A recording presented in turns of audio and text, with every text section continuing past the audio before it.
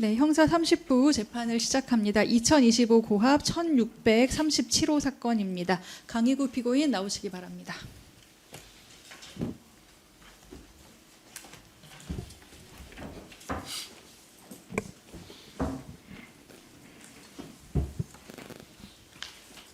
예, 일단 앉으십시오. 예, 이 재판은 윤석열 전 대통령 등에 의한 내란 외환 행위의 진상규명을 위한 특별검사 임명 등에 관한 법률에 따라 재판을 중계, 속기 및 녹음합니다. 먼저 출석하신 당사자들 성함을 확인하도록 하겠습니다. 특검 측에서 출석하신 분 성함 말씀해 주시기 바랍니다. 예, 파견검사 최형욱, 김현지 출석했습니다. 네, 파견검사 최형욱, 김현지 검사님 출석하셨습니다. 변호인 성함 어떻게 되십니까? 김상배입니다. 네, 김상배 변호사님 출석하셨습니다. 피고인 잠시 일어서 주시기 바랍니다. 자, 피고인에게 진술 거부권을 고지하도록 하겠습니다. 피고인은 이 재판 진행 중에 진술하지 않거나 개개의 질문에 대해서 답변을 거부할 수 있습니다. 아울러 본인에게 이익이 되는 사실을 진술할 권리가 있습니다. 피고인의 진술은 유죄의 증거로 사용될 수 있습니다. 인정신문하겠습니다. 강희구 피고인 맞습니까? 네, 맞습니다. 생년월일이 언제입니까? 현재 직업이 무엇입니까? 무직입니다. 네, 주소를 말씀해 주시겠습니까?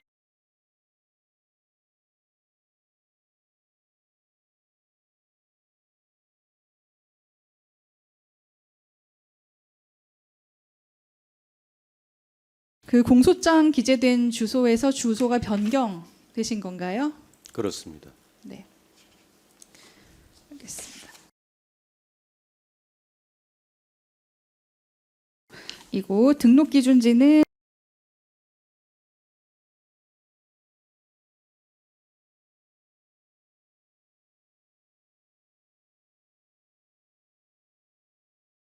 예. 예. 자리에 앉으시기 바랍니다. 혹시 재판 도중에 다시 주소가 변경되는 경우에는 법원에 주소 변경 신고를 하셔야 됩니다. 만약에 변경된 주소를 신고하지 않아서 주소 확인되지 않는 경우에는 구속영장 발부될 수 있습니다. 자, 피고인은 허위 공문서 작성 등의 혐의로 공소가 제기되어서 재판을 받게 되었습니다. 이 사건 공소장 그리고 국민참여재판 의사 확인서 모두 받아보셨습니까? 네. 네. 국민참여재판 원하지 않는 것이 맞습니까? 네. 네. 서두에 말씀드렸던 것처럼 이 사건 재판 중계가 됩니다. 다만 국가의 안전보장 또는 안녕질서를 방해하거나 선량한 풍속을 해칠 염려가 있을 때에는 재판의 일부를 중계하지 않을 수 있습니다. 혹시 재판의 일부를 중계하지 않아야 할 사유가 있으면 미리 말씀을 해주시기 바랍니다. 특검 측에서 혹시 이런 사유가 있다고 판단하시는 지점이 있으신가요? 아닙니다. 네. 변호인은 어떠신가요? 네. 없으신가요? 예. 네. 추후 구체적인 절차 진행 과정에서 해당 사유 있으면 말씀을 해주시기 바랍니다. 그러면 특검 측의 모두 진술을 듣도록 하겠습니다. 파견 검사님께서 공소의 요지를 설명해 주시기 바랍니다. 예. 피고인은 윤석열, 한덕수, 김용현과 공모하여 마치 대통령의 국법상 행위인 2024년 12월 3일자 비상계엄 선포가 국무총리와 국방부 장관이 계엄 선포 전 부서한 문서에 의해 이루어진 것처럼 보이게 하거나 12월 3일 비상계엄 선포 관련 탄핵 또는 수사 절차 등에 행사할 목적으로 그 직무에 관하여 대통령이 서명하고 국무총리와 국방부 장관이 부서한 2024년 12월 3일자 비상계엄 선포문을 허위로 작성하고 그 무렵 이를 대통령 비서실 부속실에 보관하는 방법으로 행사하였고, 피고인은 윤석열, 한덕수와 공모하여 무단으로 대통령 기록물인 대통령이 서명하고 국무총리와 국방부 장관이 부서한 2024년 12월 3일자 비상계엄 선포문을 손상함과 동시에 공무소인 대통령실에서 사용하는 서류인 위 대통령이 서명하고 국무총리와 국방부 장관이 부서한 2024년 12월 3일자 비상계엄 선포문을 손상하였다는 내용으로 기소되었습니다. 네. 공소 사실의 인정 여부에 대한 피고인 측의 의견을 듣겠습니다. 먼저 변호인께서 의견을 진술해 주시기 바랍니다. 네. 제가 한 5분 정도 말씀드려야 되겠습니다. 예. 이 사건 공소 사실의 요체는 이 사건 비상계엄 선포의 절차적 하자를 은폐하기 위해서 피고인이 허위에 이 사건 공문서를 작성 행사했고 또 대통령 기록물에 해당한 이 사건 문서를 사후에 폐기했다라는 것으로 이해가 됩니다.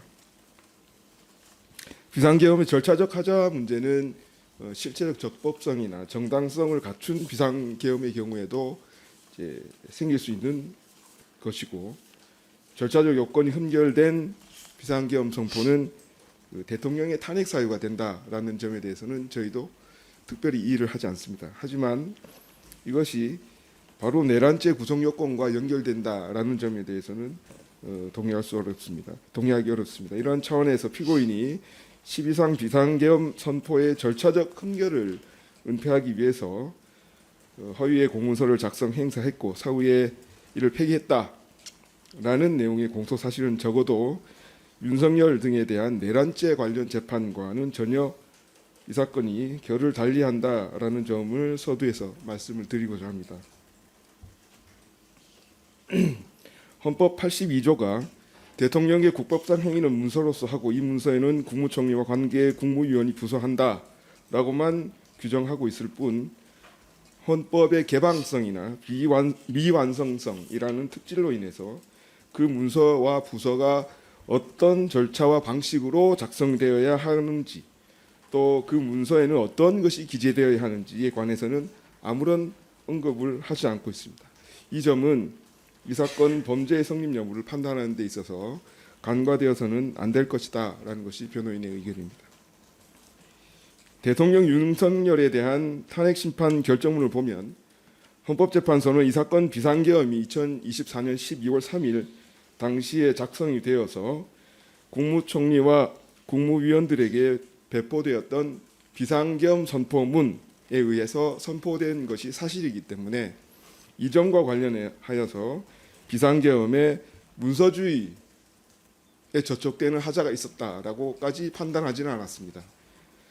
한편 헌법 82조를 구체화한 법령공포법에 따르면 대통령의 국법상 행위로서 문서에 기재하는 일자는 그 문서의 작성일이 아니고 공포일입니다. 따라서 이 사건 문서에 기재된 2024년 12월 3일이라는 기재는 이 사건 문서의 작성일이 아니라 실제로 대통령이 이 사건 비상계엄을 선포한 날을 증명하는 것입니다. 따라서 이 사건 문서에 기재된 일자 12월 3일이라는 기재는 허위가 아닙니다. 헌법재판소는 국무총리와 관계 국무위원의 부서가 없었다라는 점을 들어서 이 사건 비상계엄 선포의 절차적 하자는 인정하고 또한 대통령 탄핵 사유 하나로 인정을 하고 있습니다. 하지만 이 문서가 비상계엄 절차적 하자를 은폐하기 위한 의도로 작성되었던 것인지 여부를 떠나서 이 사건은 이것이 허위공문서 작성죄에 해당하는지 여부를 판단하기 위해 열린 재판이기 때문에 허위공문서 작성의 성립 여부 판단을 위해 문서가 증명하고자 하는 내용이 무엇인지를 먼저 확정한 다음에 그것에 허위가 있는지 여부를 살펴서 판단하여야 할 것으로 생각합니다. 헌법 82조 또 헌법 82조를 구체화하고 있는 법령공포법 등 어디에도 대통령 서명 전에 국무총리와 관계 국무위원의 부서가 완결되어야 한다라거나 부서를 할 때 부서 일자를 기재하여야 한다라는 규정은 존재하지 않습니다. 오히려 제가 찾아본 논문에는 부서를 할 때 부서 일자를 기재하여서는 아니 된다라는 견해가 있었습니다. 앞서 말씀드린 것처럼 이 사건 문서에 2024년 12월 3일 부분은 대통령이 비상계엄 선포한 날을 기재한 것이지 국무총리와 관계 국무위원이 부서한 날짜를 기재한 것이 아닙니다. 비근한 예를 하나 들어보겠습니다. 판결은 형사재판의 경우에 재판서에 의해서 또 민사재판의 경우에는 판결 원본에 의해서 하도록 되어 있습니다. 그런데 법령에서는 판결을 선고한 후에 판결서 작성하는 것을 허용하고 있고 또 실제로 그것이 형사재판이든 민사재판이든 법정에서 법관이 판결을 선고한 후에 판결서를 작성하는 일은 비일비재하게 일어나는 일입니다. 또 재판서 양식에 관한 예규를 보면 판결 선고 후에 판결서를 작성하는 경우에도 그 판결서는 판결서 작성일이 아니라 판결 선고일을 기재하도록 하고 있기 때문에 판결을 선고한 후에 판결서를 작성하는 법관에 대해서 허위공문서 작성죄를 논할 여지는 전혀 없게 되는 것입니다.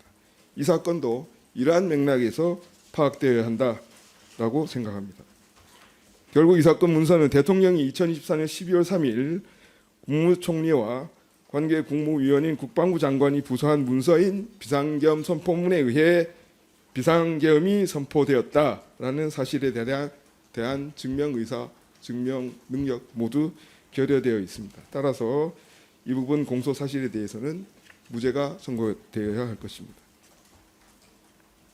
그 외에 허위 공문서 작성에 관한 피고인의 고의나 행사할 목적이 없었다는 점, 또 허위 작성 공문서 행사죄의 실행에 착수 없었고 고의 역시 인정될 수 없다는 점, 또 피고인이 사후에 이 사건 문서를 파쇄한 행위에 관련해서 대상 문서는 대통령 기록물법 위반죄나 공용서류 손상죄에 객체가 되지 않는다는 점, 나아가서 예비적으로 주장한 양형사유 등에 대해서는 앞서 변호인이 제출한 의견서 내용으로 가름하도록 하겠습니다. 이상입니다. 네, 기존 제출하신 의견서 내용이 그대로 유지가 되고 있는 게 맞으시죠? 네. 지금 변호인 의견 들었는데 피고인 뭐 혹시 덧붙이거나 수정하실 내용 있습니까? 없습니다.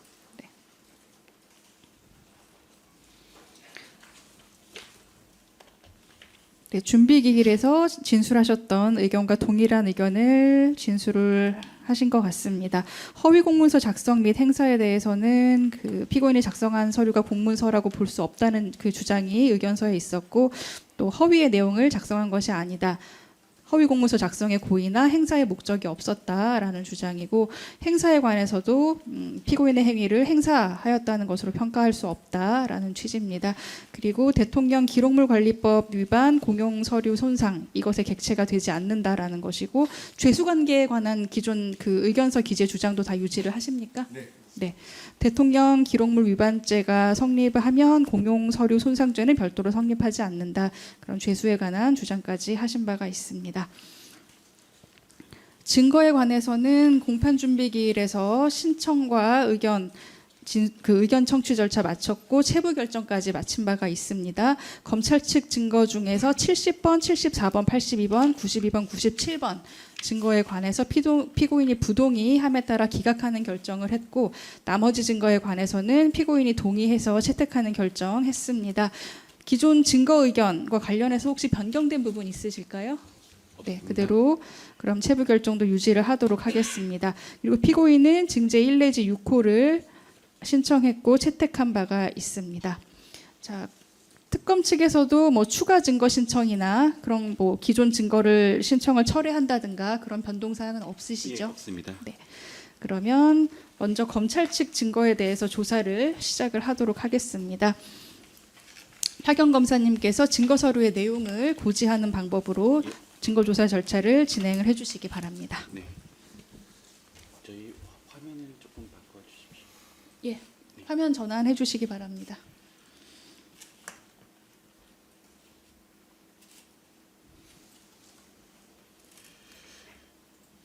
네. 네, 재판장님, 변호인의 증거 의견을 참조하여 형사소송법 292조 등에 따라 증거 서류 제시 및 간략히 요지를 진술하는 방식으로 증거 조사를 진행하도록 하겠습니다. 먼저 증거 목록 순번 1번은 조규용 전 보건복지부 장관에 대한 2024년 12월 12일자 피의자 신문 조서로서 비상계엄 선포 당시 대통령실에서 있었던 회의는 안건 상정 등 절차가 갖추어지지 않아 국무회의로 볼 수 없다고 진술하였습니다. 순번 2번은 김영호 전 통일부 장관에 대한 2024년 12월 14일자 진술조서로서 비상계엄 선포 당시 국무회의로 볼 수 없다라고 진술하였습니다. 그 순번 3번은 송미령 농림축산식품부 장관에 대한 2024년 12월 17일자 진술조서로서 비상계엄 선포 이후 대통령실에 대적견실을 나가려고 할 때 국무위원분들 서명하고 가라는 말을 들었다라고 진술하였습니다. 순번 4번은 조태열 전 외교부 장관에 대한 2024년 12월 19일자 진술조서로서 국무회의로 볼 수가 없고 비상계엄 선포 이후 대통령실 대접견실을 나가려고 할 때 대통령실 직원으로부터 서명을 해달라는 말을 들었다고 진술하였고, 순번 5번은 조사 당시 제시한 자료 및 현장 약도 등입니다.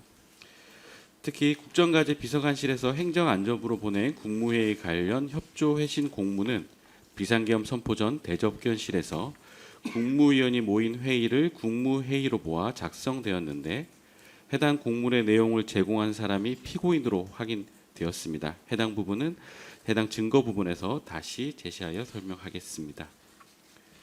순번 6번은 최상목 전 기획재정부 장관에 대한 2024년 12월 20일자 진술조서로서 국무회의로 볼 수 없고 비상계엄 선포 이후 대접견실을 나오는 과정에 누군가 사인을 해주세요라는 말을 하여 국무회의 외관을 갖추려고 하는 거구나라고 생각하였다고 진술하였고, 순번 7번은 조사 과정에 제시한 참고 자료들입니다.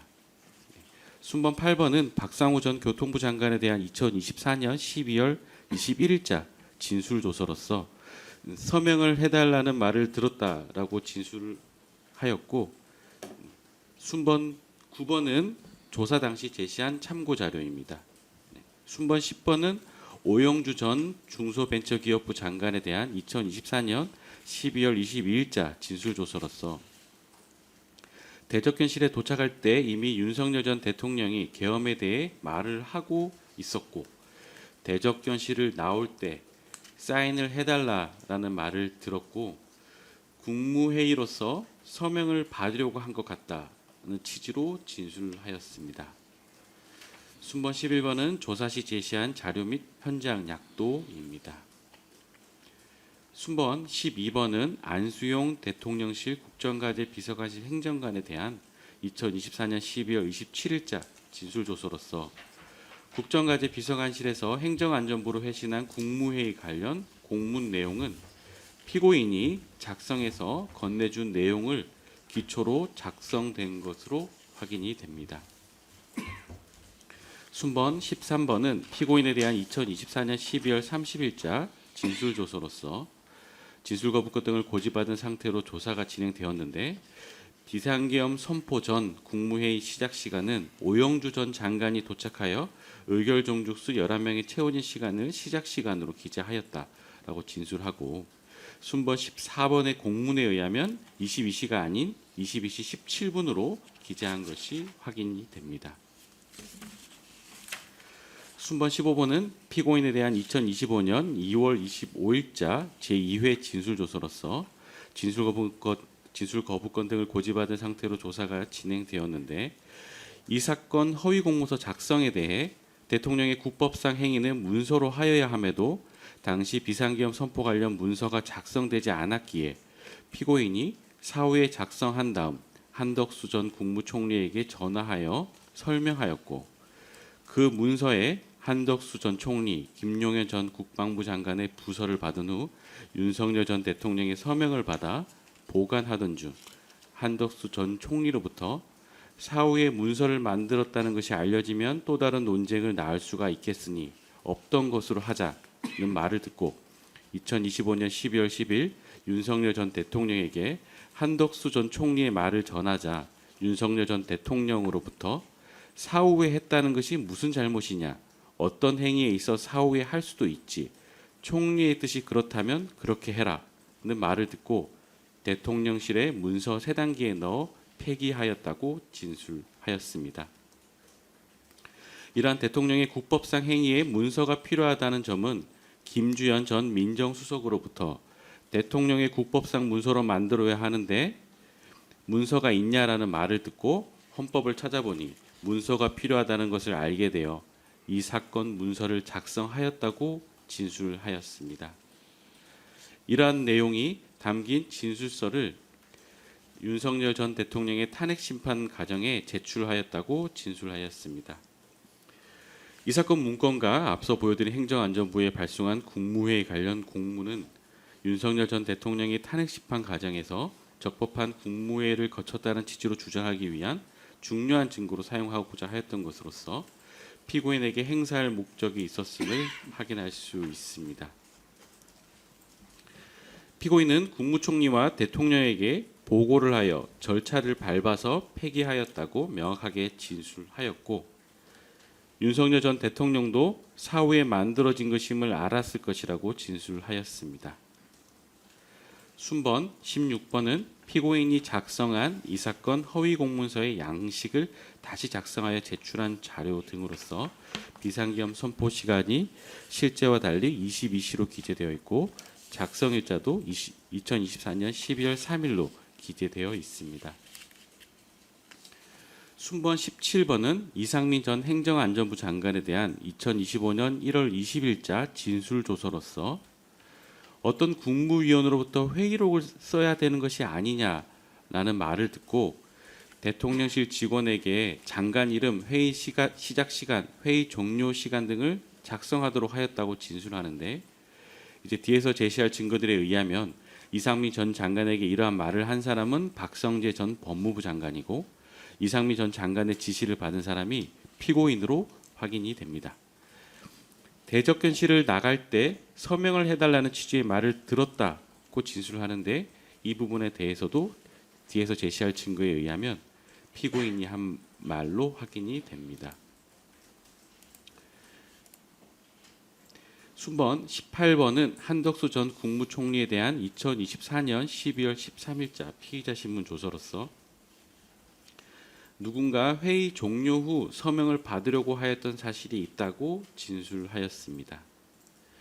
순번 19번은 최상무 전 기획재정부 장관에 대한 2024년 12월 12일자 진술조서로서 비상계엄 선포 당시 국무회의에 절차적 하자가 있었다고 진술하였고, 순번 20번은 조사 시 제시한 참고 자료들입니다. 순번 21번은 이상민 전 장관에 대한 2024년 12월 16일자 피의자 신문 조서로서 순번 17번 진술 조서와 동일한 취지이고, 순번 22번은 조사 시 제시한 참고 자료입니다. 순번 23번은 이상민 전 장관에 대한 2025년 4월 18일자 제2회 피의자 신문 조서로서 앞서 제시한 조서들과 동일한 취지이고, 순번 24번은 조사 시 제시한 참고 자료들입니다. 순번 25번은 이상민 전 장관에 대한 2025년 5월 26일자 제3회 피의자 신문 조서로서 앞서 제시한 조서들과 동일한 취지인데, 이상민 전 장관이 피고인에게 지시하여 참석자 성명 등을 기재하도록 하였다고 진술하였고, 순번 26번은 조사 시 제시한 참고 자료입니다.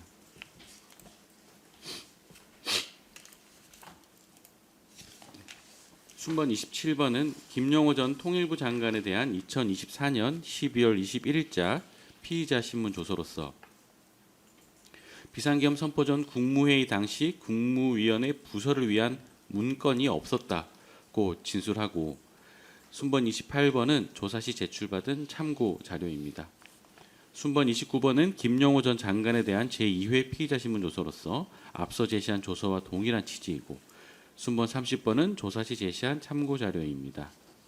순번 31번은 조태열 전 외교부 장관에 대한 2024년 12월 12일자 진술 조서로서 서명을 해달라고 하였으나 이를 거부하고 나왔다고 진술하였습니다. 순번 32번은 조태열 전 장관에 대한 2025년 4월 9일자 진술 조서로서 순번 33번은 조태열 전 장관에 대한 2025년 6월 5일자 피의자 신문 조서는 앞서 제시한 조서와 동일한 취지로서 국무회의로 볼 수 없어 서명을 거부하였다고 진술하였고, 순번 34번은 조사 시 제시한 참고 자료입니다. 순번 35번은 송미령 농림축산식품부 장관에 대한 2025년 5월 18일자 피의자 신문 조서로서 국무위원들 서명하고 가라는 말을 들었지만 서명하지 않았고 형식적 합법성을 갖추기 위해 서명을 요구한 것 같다고 진술을 하였고, 순번 36번은 조사 시 제시한 참고 자료입니다. 순번 37번은 오영주 전 장관에 대한 2024년 12월 16일자 진술조서로서 앞서 제시한 조서와 동일한 취지이고, 순번 38번은 조사 시 제시한 참고 자료입니다.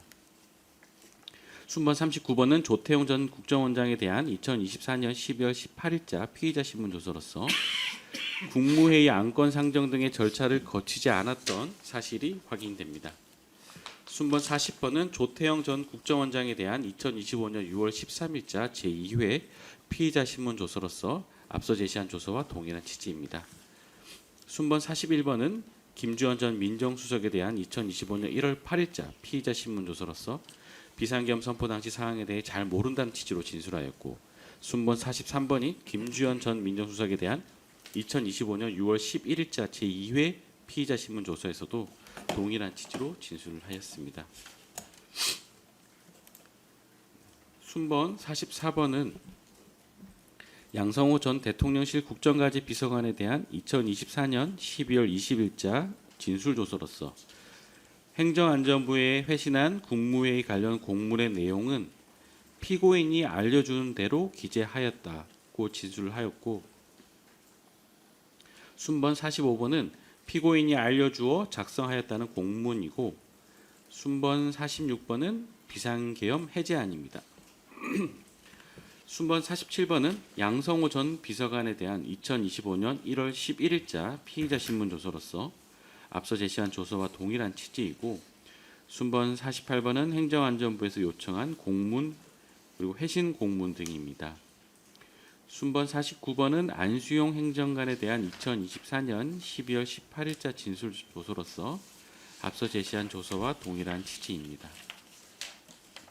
순번 50번은 피고인에 대한 2025년 1월 6일자 피의자 신문 조서로서 비상계엄 선포 시각이 22시경이 아님을 알고 있었던 것으로 확인됩니다.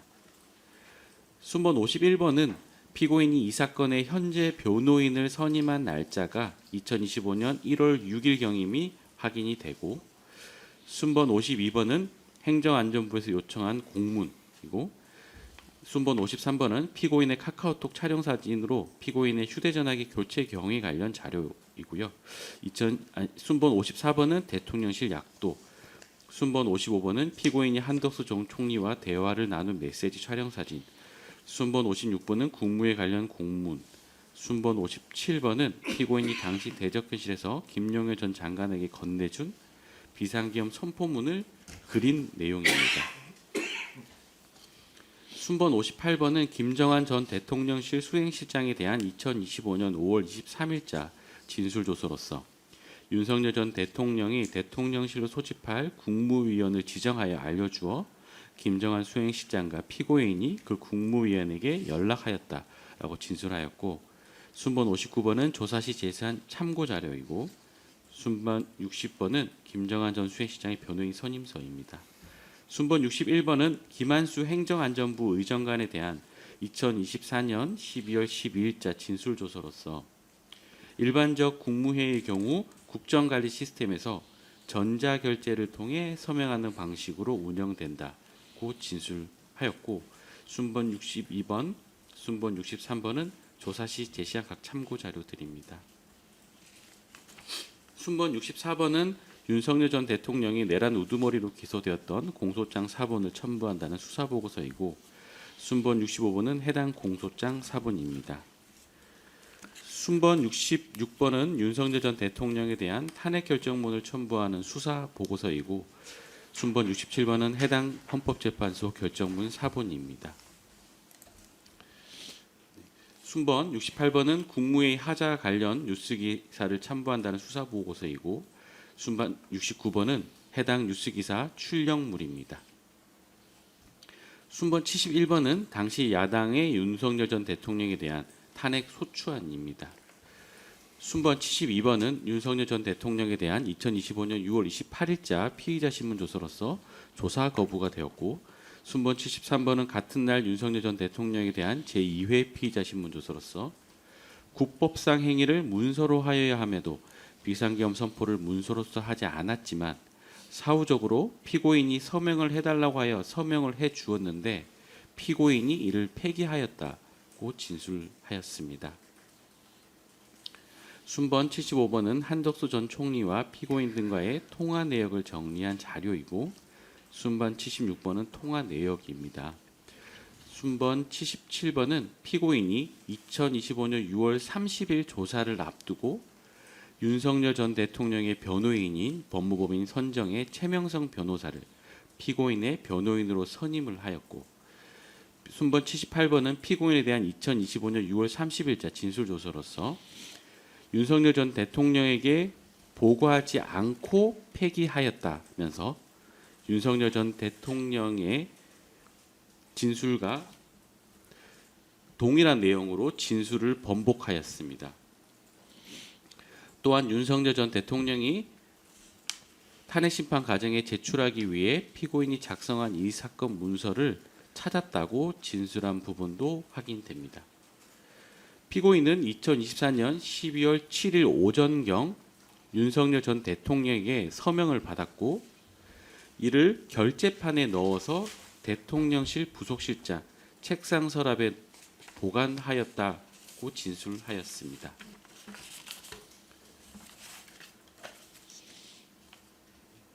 순번 79번은 한덕수 전 국무총리에 대한 2025년 7월 2일자 피의자 신문조서로서 한덕수 전 총리는 국법상 행위 전에 부서가 이루어져야 한다는 것을 알고 있었다고 진술하고 피고인이 2024년 12월 6일경 비상계엄 관련 자료를 요청하여 비상계엄 선포문을 보내주었고 같은 날 저녁에 피고인의 요청에 따라 서명을 하게 되었는데 당시 피고인이 보낸 서류는 한덕수 전 총리가 피고인에게 보내주었던 비상계엄 선포문과 그 위에 피고인이 작성한 이 사건 문서가 있었고 2024년 12월 8일 피고인에게 그 문서에 폐기를 해달라고 하였다고 진술하였습니다.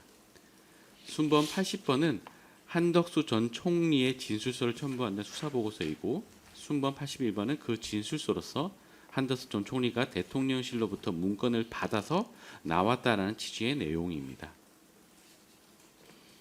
순번 83번은 이 사건 문서를 허위 작성하여 폐기한 범행의 동기와 관련하여 12월 4일자 탄핵소추안이 발의되어 적법한 국무회의를 거친 것으로 하기 위하여 사후 작성하였다가 2024년 12월 8일 새벽에 김용일 전 장관이 긴급 체포되자 추가 수사를 우려한 한덕수 전 총리의 요청으로 폐기한 것으로 보인다는 내용의 수사보고서에 첨부된 삼천동 안가 CCTV를 확인한 실황조사서입니다.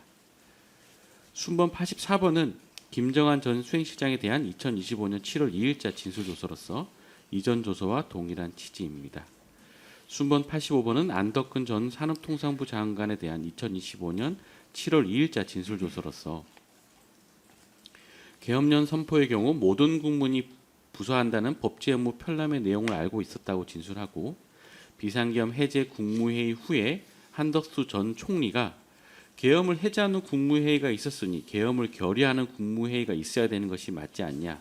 아까 오셨던 분들을 좀 남아보라는 말을 하자 김용애 전 장관이 아까는 정족수가 찼기 때문에 국무회의가 성립한 것이라고 말하자 조태열 전 장관이 국무회의가 아니었다면서 의견 충돌하는 것을 목격하였다고 진술하였습니다. 순번 86번은 안덕근 전 장관에 대한 조사 시 제시한 참고 자료를 첨부하는 수사보고서이고 순번 87번은 그 참고 자료입니다. 순번 88번은 안덕근 전 장관이 제출한 참고 자료를 첨부한다는 수사보고서이고 순번 89번은 안덕근 전 장관의 일정표, 순번 90번은 국회 제출 자료로서 비상계엄 선포 국무회의에 참석하지 못하였다는 취지의 자료들입니다. 순번 91번은 김주현 전 민정수석에 대한 2025년 7월 3일자 진술조서로서 피고인 등이 있는 자리에서 비상계엄 선포는 국무회의의 심의를 거쳐야 하고 국회에서 해제를 의결하면 해제해야 하고 대통령의 국법상 행위는 문서에 해야 하고 국무총리와 관계 국무위원이 부서를 해야 한다고 말한 기억이 있다고 진술하였습니다. 순번 93번은 과거 비상계엄 선포문건과 피고인이 작성한 선포문건이 유사한 것을 확인한 수사보고서에 첨부된 피고인이 한덕수 전 총리로부터 받았던 비상계엄 선포문이고, 순번 94번은 피고인이 작성한 이 사건 문서의 형식을 기재한 것이고, 순번 95번은 1980년 5월 17일 비상계엄 선포문으로서 대통령의 서명과 국무위원이 부수한 사실이 확인이 됩니다. 순번 96번은 1980년 10월 16일 비상계엄 선포문으로서 그 구성이 동일한 것이 확인됩니다. 순번 98번은 국법상 행위는 문서로서 하고 계엄령 선포 시 모든 국문이 국무위원이 부수한다는 내용이 기재된 정부 의전 편람, 법제 업무 편람을 첨부한 수사보고서에 첨부된 정부 의전 편람 발췌본, 순번 99번은 법제 업무 편람 발췌본이고, 순번 100번은 윤석열 전 대통령의 탄핵 심판에서 국법상 행위로서 문서로서 하지 않고 국무위원회 부서가 되지 않았음을 설시한 부분만 발췌한 부분입니다. 순번 101번은 피고인에 대한 2024년 12월 3일자 진술조서로서 앞서 제시한 순번 13번과 동일합니다. 순번 102번은 대통령실 CCTV 영상에 대한 실황조사서로서 당시 대통령실 복도 및 대적견실에서 촬영된 영상을 시간순으로 정리한 자료입니다. 순번 103번은 윤석열 전 대통령에 대한 2025년 7월 5일자 제3회 피의자 신문 조서로서 앞서 제시한 조서와 동일한 취지입니다. 순번 104번은 비상계엄 선포 및 해제 국무회의 관련 공문을 첨부한다는 수사보고서이고, 순번 105번은 행정안전부에서 국무회의 관련 배포한 보도자료, 순번 106번은 앞서 제시하였던 대통령 비서실의 국무회의 회신 공문, 순번 107번은 국무회의 관련 규정, 순번 108번은 국회회의 임시회의록입니다.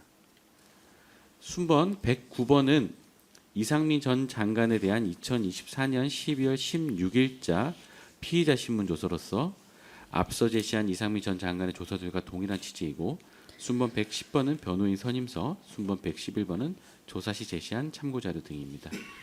순번 112번은 한덕수 전 총리에 대한 통신영장 집행조서이고, 순번 113번은 상세 통화 내역, 순번 114번은 피고인과의 통화 내역을 정리한 분석 보고서이고, 순번 115번도 상세 통화 내역입니다. 해당하는 상세 통화 내역은 뒷부분에서 다시 제시하겠습니다. 순번 116번은 한덕수 전 총리에 대한 2025년 2월 4일자 제2회 피의자 신문 조서로서 앞서 제시한 한덕수 전 총리에 대한 조서와 같은 취지이고, 순번 117번은 통화 내역, 순번 118번은 휴대전화 통화 내역 사진, 순번 119번은 뉴스 기사 등, 순번 120번은 포고령, 순번 121번은 기획재정부 장관 특별지시문건, 순번 122번은 현장 좌석 배치도, 순번 123번은 비상계엄 선포문, 순번 124번은 뉴스 기사, 순번 125번은 국무조정실 회신서는 이러한 것들은 한덕수 전 총리의 조사 과정에 제시한 참고 자료들입니다. 순번 126번은 조태열 전 장관에 대한 2025년 4월 9일자 진술 조서로서 이전 조서와 동일한 취지입니다. 순번 127번은 앞서 제시한 대통령실 CCTV 영상의 내용을 기재한 실황조사서와 동일한 자료이고, 순번 128번은 압수조서 4본, 순번 129번은 압수목록 4본은 대통령실 CCTV 영상을 확보한 경위를 확인할 수 있는 자료들입니다.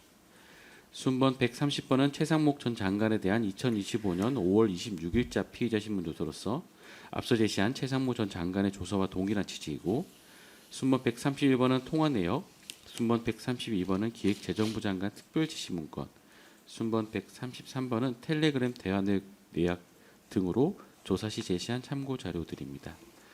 순번 134번은 한덕수 전 총리에 대한 2025년 5월 26일자 제3회 피의 신문 조서로서 앞서 제시한 한덕수 전 총리에 대한 조서와 동일한 취지이고, 순번 135번은 비상계엄 선포문, 순번 136번은 회의록, 순번 137번은 증인신문 조서는 조사 시 제시한 참고 자료입니다.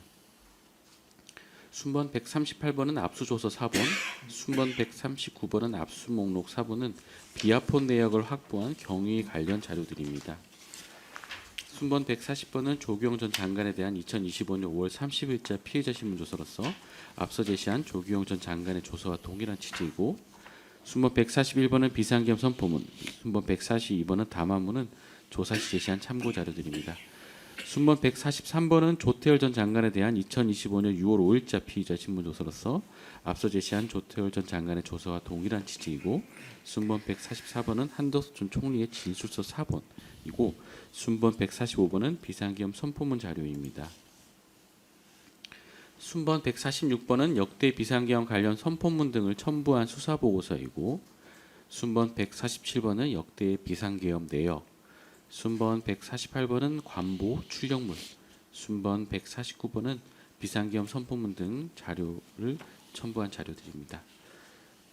순번 150번은 앞서 제시한 실황조서서에 수정이 필요한 부분을 정리한 수사보고서이고, 순번 151번은 조태열 전 장관에 대한 2025년 7월 19일자 피의자 신문조서로서 앞서 제시한 조태열 전 장관의 조서와 동일한 취지입니다. 순번 152번은 윤석열 전 대통령의 직권남용 권리행사 방해 공소장을 첨부하는 수사보고서이고, 순번 153번은 해당 공소장 사본입니다. 순번 154번은 윤석열 전 대통령이 피고인과 공모하여 허위 공문서 작성, 허위 작성 공문서 행사, 공용 서류 손상, 대통령 기록물 관리에 관한 법률 위반 등을 범하였다는 내용으로 기소된 공소장을 첨부했다는 수사보고서이고, 순번 155번은 해당 공소장 사본입니다. 순번 156번은 김용호 전 장관에 대한 2025년 7월 20일자 진술조서로서 앞서 제시한 김용호 전 장관에 대한 조서와 동일한 취지입니다. 순번 156번은 피고인과 한덕수 전 총리가 사용 중인 휴대전화 번호를 특정하는 수사보고서이고, 순번 158번은 통신가입자 조회 등의 자료입니다.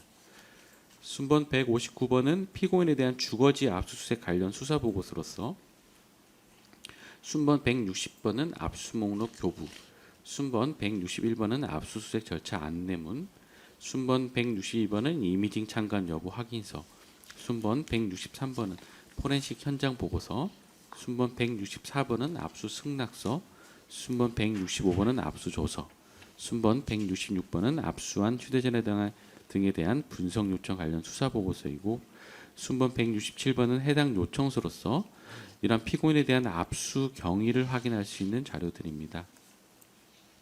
순번 168번은 피고인의 주거지에 있는 컴퓨터에서 압수한 진술서 등을 첨부하였다라는 수사 보고서로서, 순번 169번은 피고인이 작성하여 헌법재판소에 제출한 진술서인데, 피고인이 윤석열 전 대통령에게 보고한 후 이 사건 문서를 폐기하였다고 기재한 사실이 확인됩니다. 순번 170번은 피고인이 한덕수 전 총리로부터 받아서 이 사건 문서에 첨부하였던 계엄 선포문 샘플 파일이고, 순번 171번은 피고인이 작성한 이 사건 문서의 양식입니다. 그 내용을 보면 2024년 12월 3일 20으로 비상계엄을 선포한다는 내용과 함께 대통령의 서면, 국무총리, 국방부 장관의 부서란이 존재하고 해당 문건의 작성 일자를 2024년 12월 3일자로 기재한 것이 확인됩니다. 순번 171번은 해당 파일을 저장한 CD이고, 순번 173번은 수사보고서, 순번 174번은 계엄선포문, 순번 175번은 계엄선포문 표지, 순번 176번은 진술서 출력물도 앞서 자료들과 동일한 자료를 다시 정리하여 편찬한 자료입니다. 순번 178번은 피고인이 휴대전화기를 인멸한 것으로 의심된다는 수사보고서에 첨부된 것으로서 피고인의 휴대전화기가 2024년 12월 15일 최초 통화로 확인된다라는 시스템 정보. 순번 179번은 관련 뉴스 기사입니다. 순번 180번은 송미령 장관에 대한 2025년 8일 3일자 진술조서로서 기존 진술조서와 동일한 취지입니다. 순번 181번은 송미령 장관 조사 시 제시한 참고 자료를 첨부한다는 수사보고서이고, 순번 182번은 관련 뉴스기사 자료들입니다. 순번 183번은 최상목 전 장관에 대한 2025년 8월 7일자 진술 조서로서 기존 조서와 동일한 취지입니다. 순번 184번은 조규용 전 장관에 대한 2025년 8월 7일자 진술 조서로서 기존 조서와 동일한 취지입니다. 순번 185번은 최상목 전 장관 조사 시 제시한 자료를 첨부한 수사 보고서이고 순번 186번은 해당 자료입니다. 순번 187번은 김용현 전 장관의 운전기사인 양호열의 조서를 첨부한 수사 보고서로서 김정한 전 수행실장이 2024년 12월 7일 오전경 김용현 전 장관의 공간을 방문하였던 적이 있다는 취지로서 순번 188번은 양호에 대한 2025년 7월 18일자 진술조서 사본입니다. 순번 189번은 오영주 전 장관에 대한 2025년 8월 8일자 진술조서로서 이전 조서와 동일한 취지입니다. 순번 190번은 이상미 전 장관에 대한 내란 외환 특검 작성 피의자 신문 조서를 첨부한다는 수사 보고서로서 순번 191번은 피의자 신문 조서, 순번 192번은 제2회 피의자 신문 조서로서 이전 조서와 동일한 취지입니다. 순번 193번은 대통령실 CCTV 영상을 최종 정리하여 첨부한 수사 보고서이고 순번 194번은 해당 타임라인을 기재한 자료입니다.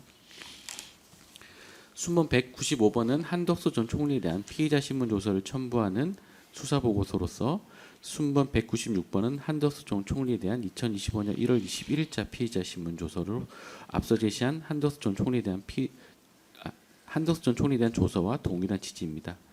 특히 한덕수 전 총리는 비상계엄 선포문을 피고인에게 건네 주었는데 이번 조사에서 대통령실에서 가져나온 비상계엄 선포문 한 부를 수사기관에 직접 제출하였고 피고인에게 건네준 비상계엄 선포문과 동일하다고 진술하였습니다. 피고인으로부터 서명을 요구받았던 이 사건 비상계엄 선포문 표지에는 대통령의 서명란, 국무총리, 국무위원회 부서란이 존재한다고 진술하여 피고인의 진술과 압수된 순번 171번과 동일한 것으로 확인됩니다. 순번 197번은 한덕수 전 총리에 대한 조사 시 제시한 자료를 첨부한 수사 보고서로서 순번 198번은 한덕수 총리가 제출한 비상계엄 선포문 자료이고 순번 199번은 국무회의 관련 공문, 순번 200번은 군대 동원과 관련된 뉴스 기사, 순번 201번은 언론 장악 관련 뉴스 기사 자료입니다. 순번 202번은 한덕수 전 총리의 진술서를 첨부한다는 수사 보고서이고 순번 203번은 해당 진술서입니다. 순번 204번은 한덕수 전 총리에 대한 2025년 8월 19일자 제2회 피의자 신문 조서로서 앞서 제시한 한덕수 전 총리의 조서와 동일한 취지입니다. 순번 205번은 박상우 전 장관에 대한 2025년 8월 21일자 진술 조서로서 기존 조서와 동일한 취지이고 순번 206번은 통화 기록, 순번 207번은 택시 탑승 내역, 순번 208번은 행정안전부 공문, 순번 209번은 국무회의 관련 공문으로 조사 시 제시한 각 참고 자료들입니다. 순번 210번은 피고인에 대한 2025년 8월 21일자 제2회 진술 조서로서 박성재 전 장관이 22시 39분경 대접견실에서 피고인을 부르는 장면이 확인되는데 피고인은 박성재, 이상미 전 장관으로부터 참석자 명단 등을 적어 놓으라는 말을 들었다고 진술하였고 피고인이 22시 44분경 복도에서 대통령실 직원에게 서명을 하는 제스처를 취하는 장면이 확인이 되는데 이에 대해 이상미 전 장관으로부터 국무회의에 참석한 국무위원들의 서명을 받아야 하니 한번 챙겨보세요 라는 말을 들었다고 진술하여 국무위원들의 서명을 받고자 하였던 사실이 확인됩니다. 피고인은 국무위원들이 대접견실을 나가려고 하자 서명 받는 것을 알아보고 있다, 서명을 준비하고 있다 라는 말을 하였다고 진술하였습니다. 순번 211번은 한덕수 전 총리에 대한 제3회 피의자 신문 조서로서 2024년 12월 6일 09시 37분경 피고인과 전화 통화에서 비상계엄 선포문을 달라는 말을 들었다라고 진술을 하고 같은 날 20시 36분경 전화 통화에서 서명을 요청받아 이날 국무총리란에 서명을 하였고 박물관에 둔다는 생각으로 서명을 해줬고, 피고인이 사무실 차원에서 뭐 필요한 일이 있나 보다라고 생각하여 행사할 목적을 인식하였던 것으로 확인됩니다. 2024년 12월 8일 08시 30분에서 08시 36분경 전화 통화에서 한덕수 전 총리가 피고인에게 이 사건 문서의 폐기를 요청한 것이 확인됩니다. 순번 212번은 조태열 전 장관에 대한 2025년 8월 22일자 진술조서로서 기존 조서와 동일한 취지입니다. 순번 213번은 한덕수 전 총리에 대한 조사 과정에 제시한 참고 자료를 첨부한 수사 보고서이고, 순번 214번은 해당 자료입니다. 순번 215번은 한덕수 전 총리가 피고인과 공모하여 허위 공문서 작성, 허위 작성 공문서 행사, 공용 서류 손상, 대통령 기록물 관리에 관한 법률 위반 등을 범하였다는 내용으로 기소되어 재판 계속 중이던 2025 고합 12195에 증인신문 녹취서 등을 첨부하였다는 수사보고서이고, 순번 216번은 김용호 전 장관의 증인신문 녹취서로서 기존 조서와 동일한 취지로 서명을 하라는 말을 들었다라고 증언하였습니다.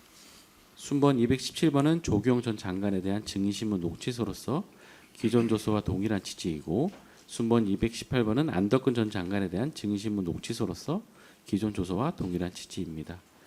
순번 219번은 피고인에 대한 2025년 12월 27일자 증인신문 녹취서로서 순번 169번인 헌법재판소에 제출한 진술서가 피고인이 작성하여 제출한 진술서가 맞고, 박성재, 이상미 전 장관으로부터 서명을 받아라는 말을 들었고, 국무위원들에게 서명을 준비하고 있으니 기다려달라고 말한 사실이 있고, 2024년 12월 6일경 한덕수 전 총리로부터 비상계엄 선포문을 받고 다시 한덕수 전 총리에게 요건을 갖춰야 된다라고 말하면서 서명을 받았고, 윤석열 전 대통령의 서명도 받았다고 증언하였습니다. 또한 한덕수 전 총리로부터 문서 자체를 폐기해달라는 취지로 말을 듣고 폐기하였고, 한덕수 전 총리의 서명을 받은 것은 부서의 의미로 받았고, 그 이후 김용현 전 장관의 서명을 받았다고 증언하였습니다. 순번 220번은 피고인에 대한 2025년 11월 3일자 증인신문 녹취소로서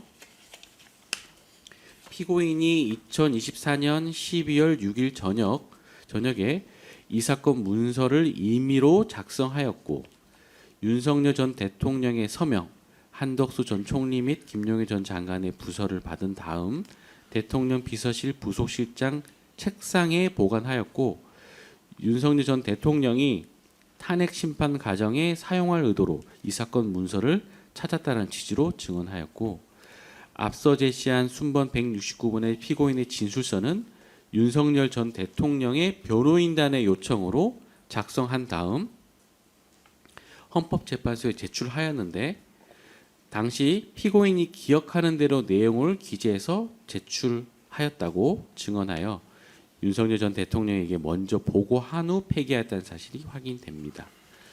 순번 221번은 조태열 전 장관에 대한 증인신문 녹취서, 순번 222번은 박상우 전 장관에 대한 증인신문 녹취서, 순번 223번은 송미령 전 장관에 대한 증인신문 녹취서, 순번 224번은 최상무 전 장관에 대한 증인신문 녹취서로서 기존 수사기관의 조서와 동일한 취지입니다.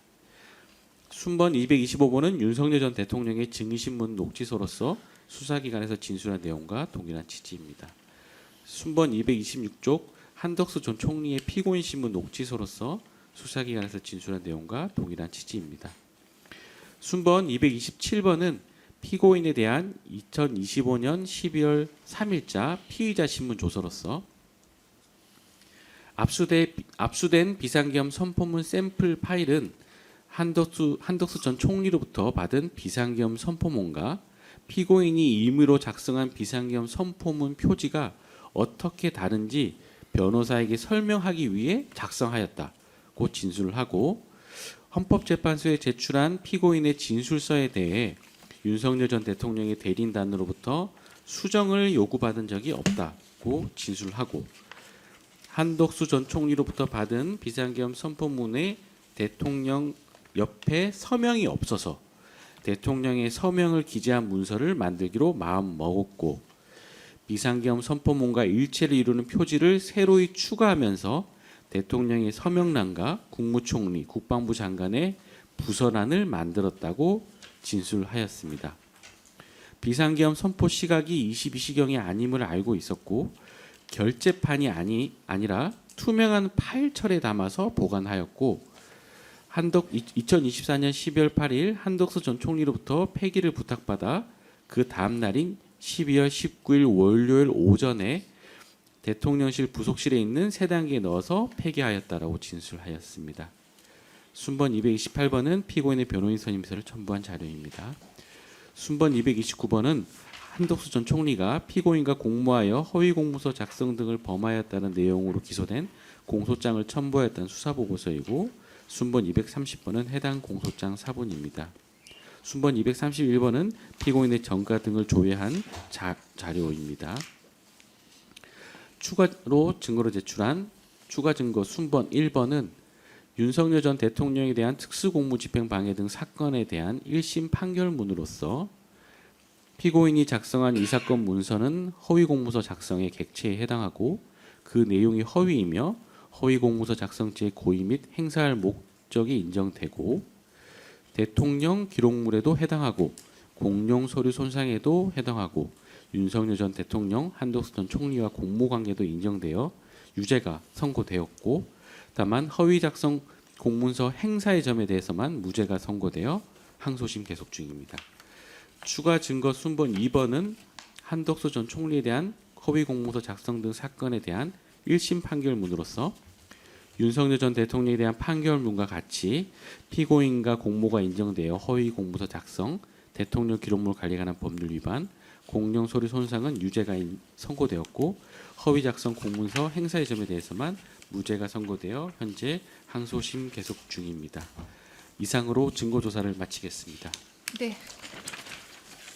특검 측에서 증거 내용의 요지를 고지해 주셨습니다. 증거 조사 결과에 대해서 진술하실 의견 쌍방 있으십니까?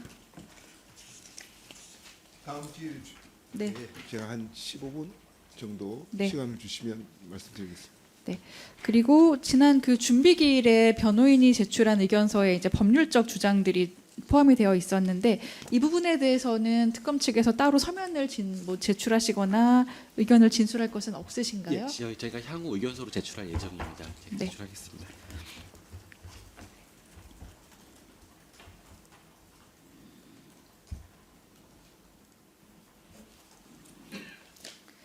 알겠습니다. 그리고 피고인 측이 신청하신 증거는 오늘 조사를 할까요? 아니면 다음 기일에 조사를 할까요? 제가 가져오지 못했는데 다음 기일에 하시겠습니까? 네. 그럼 피고인 측 증거는 다음 기일에 조사를 하도록 하겠습니다.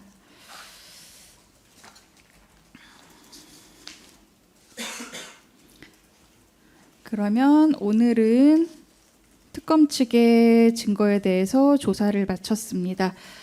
공판 기일을 속행을 하도록 하겠습니다. 속행하는 기일은 지난번에 고지해드린 바와 같이 4월 8일 2시입니다.